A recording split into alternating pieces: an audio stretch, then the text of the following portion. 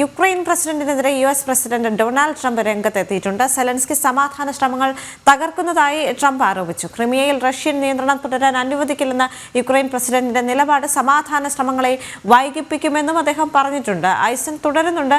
ഐസൻ, ഇപ്പോഴും ട്രംപും വൊളോഡിമിർ സെലൻസ്കിയുമായുള്ള തർക്കം അവസാനിച്ചിട്ടില്ല എന്ന് സൂചിപ്പിക്കുന്ന തരത്തിലേക്കാണ് ട്രംപിന്റെ പ്രതികരണങ്ങൾ വരുന്നത്.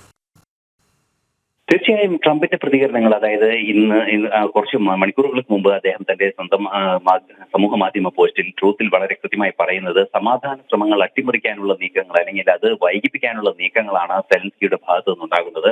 അതിന് അദ്ദേഹം വളരെ കൃത്യമായി സൂചനയായി നൽകുന്നത് അല്ലെങ്കിൽ അതിന് കാരണമായി സൂചിപ്പിക്കുകയും ചെയ്യുന്നത് ക്രിമിയയുടെ നിയന്ത്രണം. നേരത്തെ നമുക്കറിയാവുന്നതാണ്, 2014 യുക്രൈന്റെ നിയന്ത്രണത്തിലുണ്ടായിരുന്ന ക്രിമിയ ഉപദ്വീപ് എന്നൊക്കെ പറയാവുന്ന രീതിയിലുള്ള ഒരു പെനിൻസുല വിഭാഗം കൃത്യമായും റഷ്യ തങ്ങളുടെ നിയന്ത്രണത്തിലാക്കിയിരുന്നു. സൈനിക നടപടിയിലൂടെയാണ് ക്രിമിയ പിടിച്ചെടുത്തത്. 2014 ഈ സംഭവം ഉണ്ടാകുന്നത്.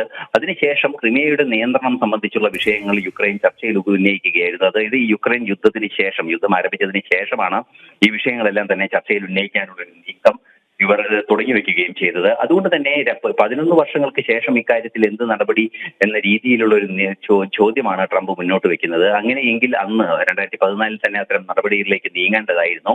11 വർഷങ്ങൾക്ക് ശേഷം ഇക്കാര്യം മുന്നോട്ട് വെക്കുന്നത് ഈ സമാധാന ചർച്ചകൾ നടക്കുന്നതിനെ ദീർഘിപ്പിക്കുക അല്ലെങ്കിൽ വൈകിപ്പിക്കുക എന്ന ലക്ഷ്യത്തോടെയാണ് എന്ന് വളരെ കൃത്യമായി തന്നെ ട്രംപ് തന്റെ സമൂഹ മാധ്യമ പോസ്റ്റിൽ സൂചിപ്പിക്കുകയും ചെയ്യുന്നുണ്ട്. അത്തരത്തിൽ വൈകിപ്പിക്കാനുള്ള ഒരു സാഹചര്യം ഉണ്ടാക്കുന്നത് ഗുണകരമല്ല എന്നും ട്രംപ് പറയുന്നു. മാത്രമല്ല, മറ്റൊരു സുപ്രധാന ഘടകം എടുത്തു പറയേണ്ടത് കഴിഞ്ഞ തിങ്കളാഴ്ചയാണ്, ഞായറാഴ്ച വൈകുന്നേരത്തോടെയാണ് ഒരാഴ്ചയ്ക്കുള്ളിൽ സമാധാന ധാരണ ഒപ്പുവെക്കാനുള്ള സാഹചര്യം ഒരുങ്ങുന്നു എന്നൊരു നിലപാട് ട്രംപ് അറിയിച്ചത്. കേവലം 2 ദിവസം മാത്രം ബാക്കി നിൽക്കുന്ന ഒരു സാഹചര്യത്തിൽ ഒരു സമാധാന ധാരണയുടെ പശ്ചാത്തലം നിലനിൽക്കുന്നുണ്ടോ എന്ന ചോദ്യത്തിനാണ് ഈ മറുപടിയുമായി ട്രംപ് രംഗത്തെത്തിയിട്ടുള്ളത്. തീർച്ചയായും ഒരു സമാധാന ശ്രമങ്ങൾക്ക് സെലൻസ്കിയുടെ ഭാഗത്തു നിന്ന് അനുകൂലമല്ല നിലപാട് എന്ന് അദ്ദേഹം വളരെ കൃത്യമായി പറയുന്നുണ്ട്. നമുക്കറിയാവുന്നതാണ്, നേരത്തെ പാരീസിൽ നടന്ന സമ്മേളനത്തിൽ യൂറോപ്യൻ യൂണിയൻ രാജ്യങ്ങളുമായി മാർക്കോ റൂബിയോ ഉൾപ്പെടെ പങ്കെടുത്ത ചർച്ചയിൽ വളരെ കൃത്യമായി ക്രിമിയയുടെ നിയന്ത്രണം റഷ്യക്ക് തന്നെ തുടരുന്നതിനുള്ള അനുമതി നൽകുക അല്ലെങ്കിൽ അത് അംഗീകരിക്കുക എന്ന ഒരു നിലപാടാണ് അമേരിക്ക സ്വീകരിച്ചത്. അത് അന്നേ തന്നെ വാർത്തകളിൽ പുറത്തു വരികയും ചെയ്തിരുന്നു. ഈ ഒരു പശ്ചാത്തലത്തിലാണ്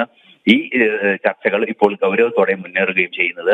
തീർച്ചയായും സെലൻസ്കിയുടെ നിലപാടുകളെ തീർച്ചയായും അംഗീകരിക്കുന്നില്ല ട്രംപ് എന്നതൊരു യാഥാർത്ഥ്യം കൂടിയാണ്. മറ്റൊരു സുപ്രധാന വിഷയം എടുത്തു പറയേണ്ടത്, കഴിഞ്ഞ സെലൻസ്കി ട്രംപ് കൂടിക്കാഴ്ചയിലുണ്ടായ തർക്കങ്ങൾക്കിടയിൽ വളരെ കൃത്യമായി ട്രംപ് പറഞ്ഞിരുന്നത് താങ്കൾ തെരഞ്ഞെടുക്കപ്പെട്ട ഒരു വ്യക്തിയല്ല, ഇത് കാലാവധി കഴിഞ്ഞും അധികാരത്തിൽ തുടരുന്ന ഒരു വ്യക്തിയാണ് അല്ലെങ്കിൽ ഒരു പ്രസിഡന്റാണ്. അതേ വാക്ക് തന്നെ വീണ്ടും ട്രംപ് പ്രയോഗിക്കുകയും ചെയ്യുന്നുണ്ട്. ഒരു പരിധിവരെ സമാധാന ശ്രമങ്ങൾക്ക് പിന്തുണ നൽകാത്ത സെലൻസ്കിയുടെ നിലപാടിനെ അതിശക്തമായി എതിർക്കുന്നുണ്ട്. അതേസമയം സമാധാനം പുനഃസ്ഥാപിക്കുക എന്ന കൃത്യമായ ലക്ഷ്യം തങ്ങൾക്കുണ്ടെന്ന് ട്രംപ് പറയുകയും ചെയ്യുന്നുണ്ട്. ഒരുപക്ഷെ ഈ അധികം വൈകാതെ, അതായത് 5-6 ദിവസങ്ങൾക്കുള്ളിൽ സമാധാന ധാരണ സംബന്ധിച്ച കൃത്യമായ ചിത്രം പുറത്തു വരുമെന്ന് തന്നെയാണ് പ്രതീക്ഷിക്കുന്നത്.